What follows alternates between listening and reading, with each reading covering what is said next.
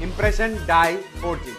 A forging formed to the required shape and size by machined impression in specially prepared dies that exert three-dimensional control on the work. This is known as impression die forging.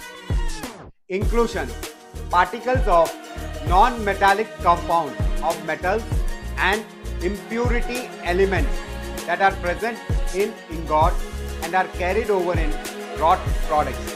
The shape and distribution of inclusion are changed by plastic deformation and contribute to directionality in metals. This is called as inclusion.